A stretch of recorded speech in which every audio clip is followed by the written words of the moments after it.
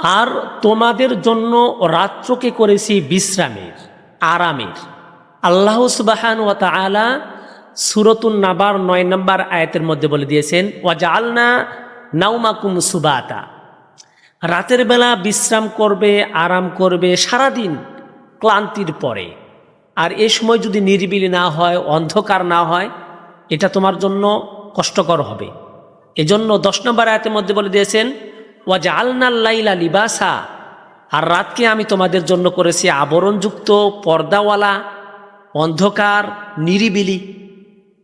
মহান আল্লাহ তাআলা সূরাতুল ফুরকানের ৪৭ নম্বর আয়াতের মধ্যে বলে দিয়েছেন, ওয়াহুয়াল্লাযী জাআলা লাকুমুল লাইলা লিবাসা ওয়ান নাওমা সুবাতা ওয়া জাআলান নাহারা নুশুরা, আর তিনি তোমাদের জন্য রাতকে করেছেন বিশ্রামের, রাতকে করেছেন বিশ্রামের, আরামের, এবং দিনকে করেছেন জাগ্রত থাকার জন্য।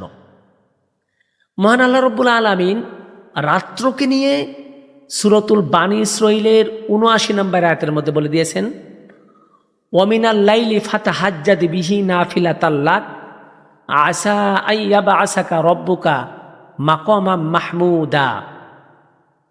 মহান আল্লাহ রাব্বুল আলামিন যে রাত্র দিয়েছেন, এ রাতের শেষ অংশে কিছু অংশে উঠে তুমি তাহাজ্জুদ নামাজ আদায় করো, তাহাজ্জুদের সালাত একাকিত্বভাবে মাওলাকে পাওয়ার জন্য আদায় করো। আর এটা তোমাদের জন্য মহান আল্লাহ তাআলা একনিষ্ঠ জিনিস উপহার দিয়েছেন। যারা করবে তাদের জন্য থাকবে প্রশংসিত স্থান, যেখানে তাদেরকে প্রতিষ্ঠিত করা হবে।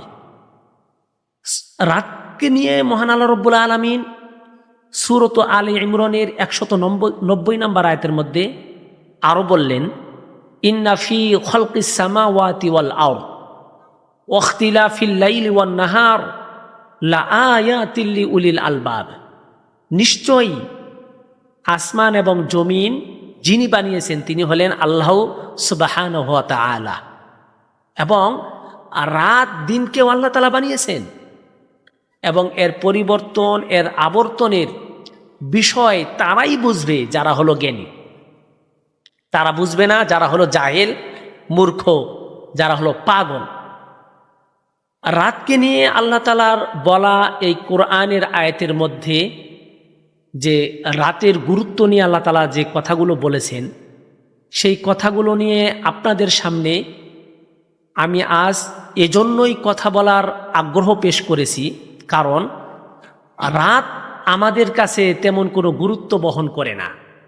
মহান আল্লাহ তাআলা রাতকে যেভাবে গুরুত্ব দিয়ে আমাদেরকে দিয়েছেন, আমরা সেই রাতকে অবহেলা, অবজ্ঞাই করে যাচ্ছি। আজ দুঃখ ও ভারাক্রান্ত হৃদয় নিয়ে বলতে হয়, যারা দুনিয়ায় চিন্তাশীল ব্যক্তি হিসেবে দাবি করে, যারা জ্ঞানী ব্যক্তি হিসেবে দাবি করে, তাদের জন্য রাত যত গভীর হয়, রাত যত শেষ হয়ে যায়, তাদের চোখে ঘুম আসে না।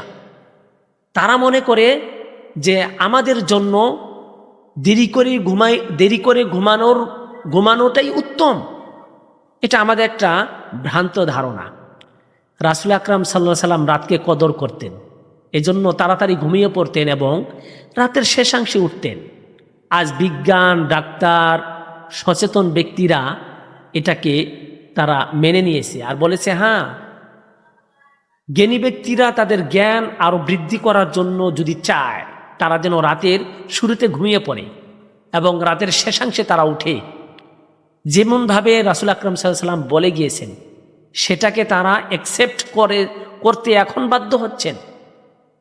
রাতের গুরুত্ব নিয়ে আজকে যেই বিষয়টা বলার জন্য আপনাদের সামনে দণ্ডায়মান হয়েছি, সেটা হলো, আমরা দেখতেছি বর্তমান ফুটবল বিশ্বকাপ খেলার জন্য আমাদের মুসলমানেরা যেভাবে উন্মাদ হয়ে পড়েছে, রাতকে কাভার করে দিচ্ছে, রাতকে তাদের কাছে তুচ্ছ তাচ্ছিল্য মনে করে দিচ্ছে।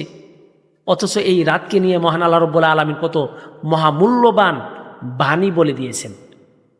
তাদেরকেই আজকে এই নসিহতের উদ্দেশ্য যে রাতকে আমাদেরকে গুরুত্ব দিতে হবে। ভাই, মহান আল্লাহ তাআলা আমাদের সকলকে তৌফিক দান করুক, আমিন।